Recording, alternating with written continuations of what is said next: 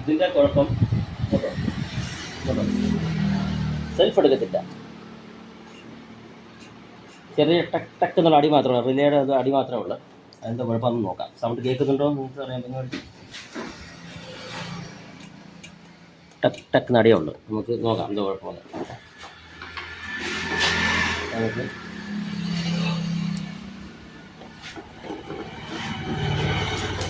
Body നടക്കണം, നടക്കുക. Phone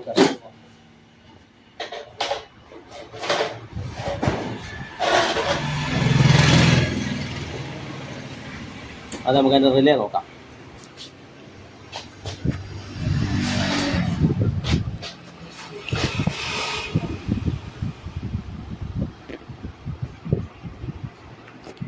ഈ റിലേ മാറിയതാണ് പറഞ്ഞത്.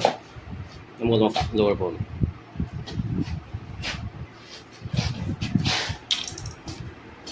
ഒന്ന് ത്രൂ കൊടുത്ത് നോക്കുക, മോട്ടറിന് കുഴപ്പമുണ്ടോ ഇല്ലെന്ന് അറിയാൻ വേണ്ടി ത്രൂ കൊടുത്ത് നോക്കുക.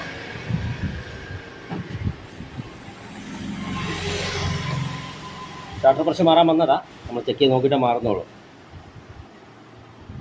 ഈ കട്ടിയുള്ള 2 വയറ് അല്ല, ഈ 2 വണ്ണമുള്ള വയറ് കണ്ടോ, കുറച്ച് ചെറിയത് വയറെടുത്തിട്ട് സെൽഫ് എടുക്കുന്നുണ്ട്. അപ്പോൾ ഒന്നുകൂടെ നമുക്ക് ചെക്ക് ചെയ്ത് നോക്കാം. ഒന്നുകൂടെ നോക്കാം നമുക്ക് എടുക്കുന്നത്. അപ്പോൾ മോട്ടർ കുഴപ്പമില്ല, വയറും കിറ്റും ആ ഭാഗം കൊണ്ട് കുഴപ്പമൊന്നുമില്ല. ഒന്നുകൂടെ നോക്കാം. ഓക്കെ, അപ്പോൾ ഞാൻ എന്തായാലും റിലേ ഒന്ന് മാറ്റി വെച്ച് നോക്കാൻ പോവാം.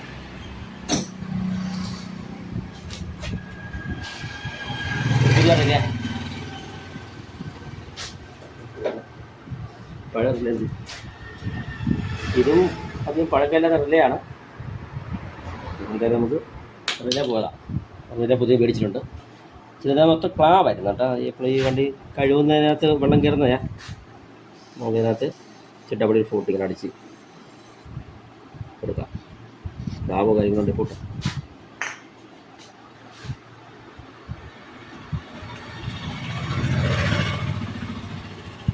നമുക്ക് അടിച്ച് നോക്കാം.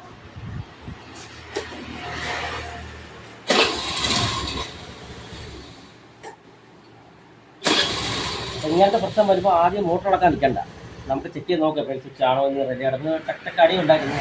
റിലേ വരാനുള്ള കണക്ഷൻ അവിടെ നിന്ന് അങ്ങോട്ടുള്ള കണക്ഷൻ പോകുന്നില്ല. അപ്പോൾ നമുക്ക് ആദ്യം ഒറ്റയടിക്ക് മോട്ടർ ഇളക്കി പ്രശ്നം മാറാൻ നിൽക്കണ്ട.